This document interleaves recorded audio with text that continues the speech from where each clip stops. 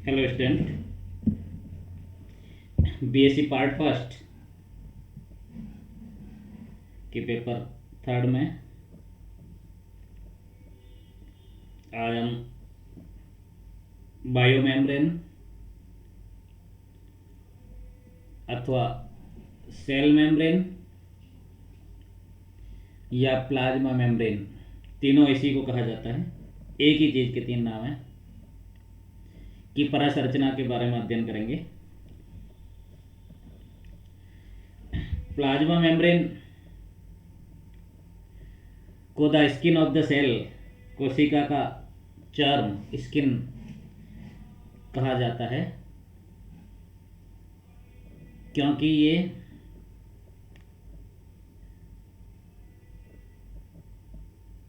जीव द्रव्य या जीवित भाग का सबसे आउटर मोस्ट लेयर है, ये सबसे बाहरी परत है। जैसे हमारे शरीर में स्किन होती है, ठीक उसी तरह से ये भी कोशिकाओं की स्किन से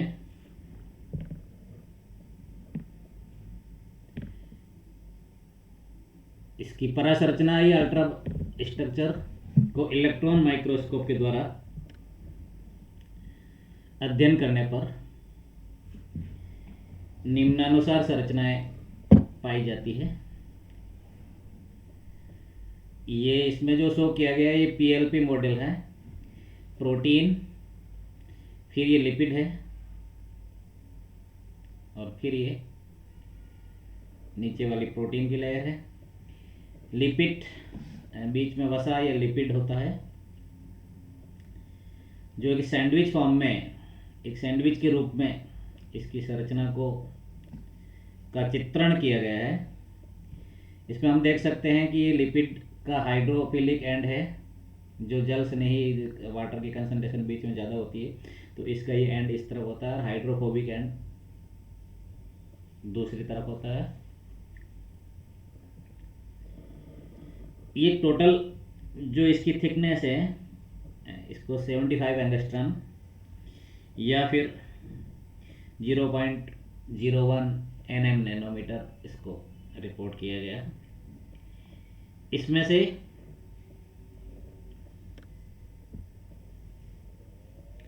ये जो बीच वाला पोर्शन है, जिसको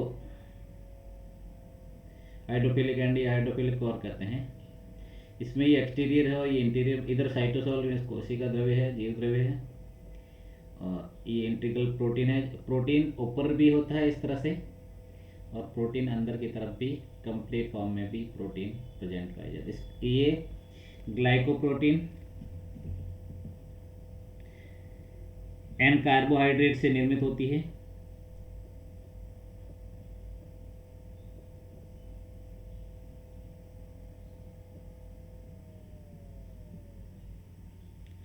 इसमें सामान्य परिस्थितियों में ये सभी प्रकार की कोशिकाओं में पाई जाती है। Either we can say animal cell में भी पाई जाती है, प्लांट सेल में भी पाई जाती है, और प्रोकैरियोटिक कोशिकाओं में पाई जाती है, यूकैरियोटिक कोशिकाओं में भी पाई जाती है।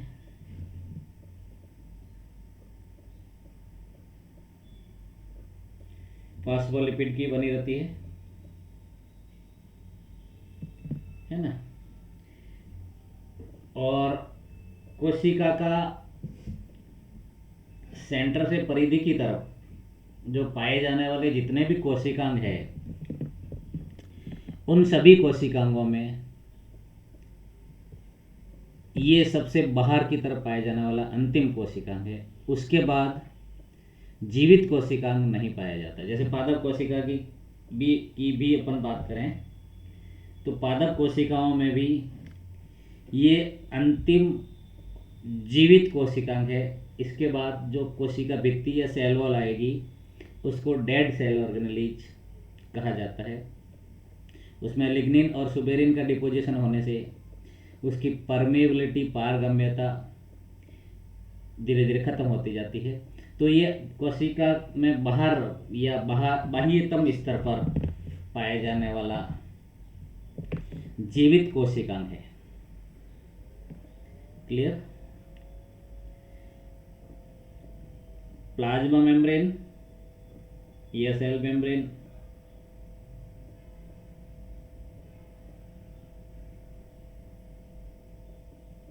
की संरचना को एक्सप्लेन करने के लिए 3 मॉडल प्रस्तुत किए गए। Fluid mosaic model Singer and Nicolson ने दिया, वो हम पढ़ेंगे, जो मोस्ट एडेप्टेड मॉडल है।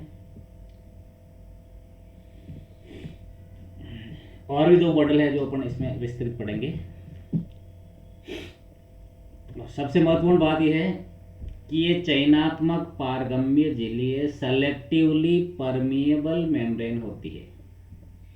सेलेक्टिवली परमिएबल मतलब ये पूर्ण रूप से अपारगम्य इनपरमिएबल नहीं होती है, या पूर्ण रूप से पारगम्य भी नहीं होती। इसकी संरचना जिस तरीके से ये निर्मित होती है, ये स्वयं अपने आप में इस बात को सिद्ध करती है कि इसमें किसी भी माइक्रोमोलिक्यूल्स एंड मैक्रोमोलिक्यूल्स का ट्रांसपोर्टेशन होता है, और मुख्य कार्य इसका ट्रांसपोर्टेशन का ही है। ये कोशिका द्रव्य को बाह्य वातावरण से साइटोप्लाज्मिक इक्विलिब्रियम में कोशिका द्रव्य साम्य बनाने में योगदान होता है। मेन इसका ट्रांसपोर्टेशन का ही कार्य होता है। क्लियर? उसके अलावा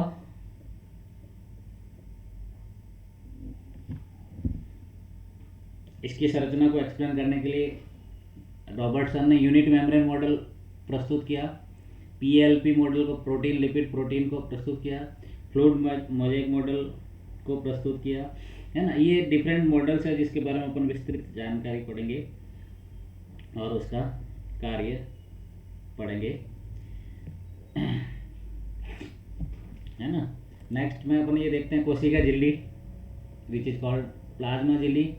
एक पतली अर्ध पारगम्य semi permeable which is finally selectively permeable झिल्ली की चारों ओर से घेरे हैं कोशिका द्रव्य और एक सेल। मीन्स इसको ये कोशिका द्रव्य और कोशिका को चारों तरफ से घेरे रहता है। इसका कार्य अन्य पदार्थों को बाहर रखने के दौरान कोशिका में कुछ पदार्थों की अनुमति देकर उसको सेल के इंटीरियर की अखंडता की रक्षा करती है।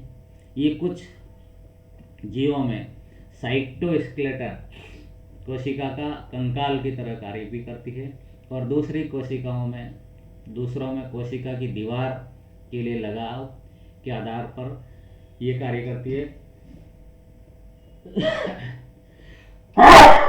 सॉरी इसको कोशिका की दीवार भी कहा जा सकता है। इस प्रकार कोशिका झिल्ली को सहारा देने और उसके आकार, इस प्रकार कोशिका झिल्ली कोशिका को सपोर्ट प्रोवाइड करती है, उसको शेप या आकार प्रोवाइड करवाती है, और उसमें एक्टिव ट्रांसपोर्टेशन का कार्य भी करती है। सबसे पहले व्हाट इज सेल मेम्ब्रेन। तो सेल मेम्ब्रेन में द सेल मेम्ब्रेन मीन्स कोशिका झिल्ली is also called plasma membrane, plasma lemma, bio membrane, cell membrane और बायोलॉजिकल मेम्ब्रेन, सब इसी के नाम है। Separating the interior of the cell, कोशिका का आंतरिक पार्ट को बाहरी एनवायरनमेंट से अलग करती है और उनका साइटोप्लाज्मिक इक्विलिब्रियम को भी मेंटेन करती है।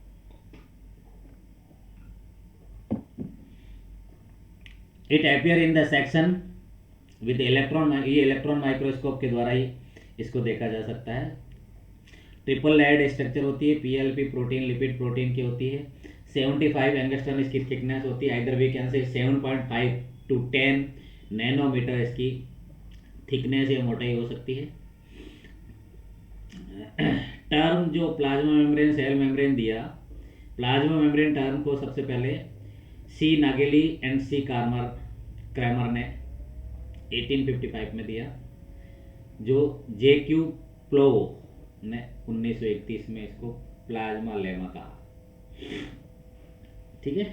Next what are plasma membrane? Plasma membrane covers the surface of every cell, प्रत्येक कोशिका की सतह को कवर करती है, and also surround the organelles, कोशिकांगों को चारों तरफ से घेरे रखती है। और इसके अलावा इसके खूब सारे फंक्शन है। फंक्शन ये है कि सेलुलर कंपोनेंट को अपने अंदर घेरे रखती है और सेलेक्टेड मटेरियल मॉलिक्यूल्स को अंदर एलो करती है, अंदर से बाहर एलो करती है। Isolating organelles from the rest cytoplasm, cellular कोशिकीय प्रक्रियाओं को संपन्न करती है। Site of biochemical reaction allowing a cell to change shape, है ना। अभी इलेक्ट्रॉन माइक्रोस्कोप के द्वारा किस तरह से दिखती है इस संरचना का एक इलेक्ट्रोग्राफ दिया गया। इलेक्ट्रोग्राफ के बारे में पूर्व में भी आप लोगों को ये बताया गया कि इलेक्ट्रॉन माइक्रोस्कोप के द्वारा खींचा गया फोटो या चित्रण को इलेक्ट्रोग्राम कहते हैं। The cell membrane is flexible, कोशिका झिल्ली फ्लेक्सिबल होती है, and allow a unicellular organism to move, mean और यूनिसेलुलर ऑर्गेनिज्म को की गति को नियंत्रित करती है, गति के लिए भी जिम्मेदार रहती है। ठीक है, क्योंकि इस पे सीलिया फ्लैजिला वगैरह प्रेजेंट रहते हैं और वो सीलिया फ्लैजिला यूनिसेलुलर एक कोशिकीय जीवों की गति के लिए जिम्मेदार रहते हैं। Then this is the diagram shows the prokaryotic structure of prokaryotic cell wall, cell membrane। ये देखिए इस डायग्राम में बाहर की तरफ कोशिका दिखती है और अंदर की तरफ ये कोशिका झिल्ली है ना। ये plasma membrane is common to all cell, सभी प्रकार की कोशिकाओं में पाई जाती है। It form their outer limit, it form a boundary of dissolved substance, allow exchanges, allow cell maintain themselves। Bacteria, fungi और प्लांट सेल में सेल वॉल होती है, but it is structurally distinct further lies out of the plasma membrane. Cell wall होती है पर वो बिल्कुल दोनों की संरचना में रात दिन का अंतर होता है, टोटली डिफरेंट होती है। और सेल वॉल इस सेल मेम्ब्रेन के, प्लाज्मा मेम्ब्रेन के बाहर पाई जाती है। ठीक है, अब प्लाज्मा मेम्ब्रेन के स्ट्रक्चर की बात करते हैं हम। तो ये देखिए ये एक और स्ट्रक्चर है जिसमें पीएलबी प्रोटीन, लिपिड प्रोटीन और ये इसका प्रोटीन्स और डिफरेंट टाइप ऑफ इसके इमेजेस को शो किया गया। इसमें प्लाज्मा मेम्ब्रेन बाउंड्री होती है that separate living cell from their non living surroundings. जीवित कोशिका को उसके बाहर जो सेल वॉल कोशिका भित्ति होती है वो नॉन लिविंग होती है, उससे अलग करती है। 7.5 एंगस्ट्रॉम थिकनेस होती है, कंपोज चीपली और लिपिड और प्रोटीन की बनी रहती है। मेन चीज ये है। Surrounds the cell and control chemical traffic in out of cell, means कोशिका गिर रहती है और कोशिका के बाहर जो डिफरेंट आयंस एंड केमिकल्स होते हैं उनको कंट्रोल करती है। ये सेमी परमेबल होती है, सेलेक्टिवली परमेबल भी होती है। Enable cells to maintain internal environment different from external environment. Internal कोशिका के इंटरनल एनवायरनमेंट और एक्सटर्नल एनवायरनमेंट को डिफरेंशिएटेड करती है, विभेदित करती है। ये देखिए एनिमल सेल में भी प्लांट सेल वॉल होती है, प्लांट सेल में भी सेल वॉल होती है। प्लांट सेल में the membrane surrounding of the cell is called plasma membrane, form a boundary that separate living cells from its non-living cell. Although the plasma membrane around is 7.5 mm ही होता है, selectively control the movement of materials into and out of the cell, selectively permeable होती है, is responsible for cell recognition। जैसे एक उत्तक का निर्माण होता है तो उत्तक में ऐसी कोशिकाओं का आइडेंटिफिकेशन करके उसके साथ एसोसिएट होती है और टिश्यू या उत्तक का निर्माण करती है जिनकी उत्पत्ति सेम पेरेंट से हुई है। तो सेल रिकॉग्नाइजेशन भी इसका एक महत्वपूर्ण कार्य है, वो इनके द्वारा संपादित होता है। इस dynamic structure which distinguish inside and outside face, इसलिए इसको कोशिकांग कहा गया है। जिस तरह से न्यूक्लियस, माइटोकॉन्ड्रिया, क्लोरोप्लास्ट को कोशिकांग या सेल ऑर्गेनेलिज कहा गया, ठीक इसी तरह से ये भी वेरी इंपॉर्टेंट सेल ऑर्गेनेलिज है।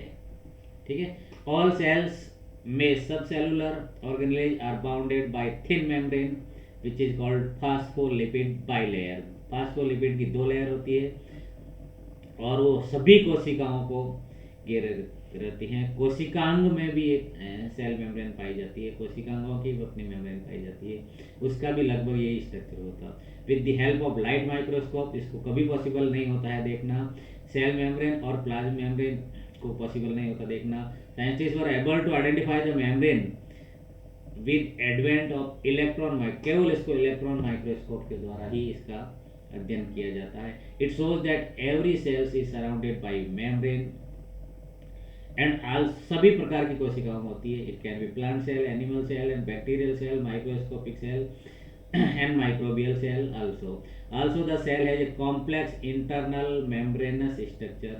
इस प्लाज्मा झिल्ली का भी अध्ययन करने को अपना डायग्रामेटिक रिप्रेजेंटेशन में ये बात तो होती है कि ये कॉम्प्लेक्स इंटरनल, इसके अंदर भी मेम्ब्रेन होती है, मेम्ब्रेन बिटवीन द मेम्ब्रेन भी इसको कहा जाता है, इसके अंदर भी मेम्ब्रेन्स होती है जो compartment inside the cytoplasm to perform the specific function as mitochondria, chloroplast and lysosome की तरह ये भी इसके अंदर कंपार्टमेंट होते हैं, विभिन्न तरह के इंटरनल स्ट्रक्चर होते हैं, उनका डिफ्रेंसिएशन होता है एक स्ट्रक्चर से दूसरे स्ट्रक्चर, ताकि ये फंक्शन कर परफॉर्म कोशिकांग की तरह ये भी कार्य कर सके। ये इसको कोशिकांग इसीलिए कहा गया है। मेम्ब्रेन बाउंड एंजाइम्स होते हैं, also perform certain specific reaction इसमें होती है, बायोकेमिकल रिएक्शन होती है, एंजाइमेटिक रिएक्शंस होती है which are needed to certain cellular activity. Protein संश्लेषण में भी इसका उपयोग होता है, ये ट्रांसपोर्ट करती है certain molecule inside and outside of the cell. Protein also help to encroaching some cytoskeleton fiber to give the cell shape. So membrane is highly differentiated into dynamic structure that control the behavior of the cell. It is most multifunctional cellular structure. That's why this is called cell organelles. कोशिका झिल्ली, जिसे plasma झिल्ली के रूप में भी जाना जाता है, एक जैविक झिल्ली है। इसके बारे में और इसकी अल्ट्रा स्ट्रक्चर के बारे में हम नेक्स्ट क्लास में अध्ययन करेंगे। आज इतना ही। Thanks to all.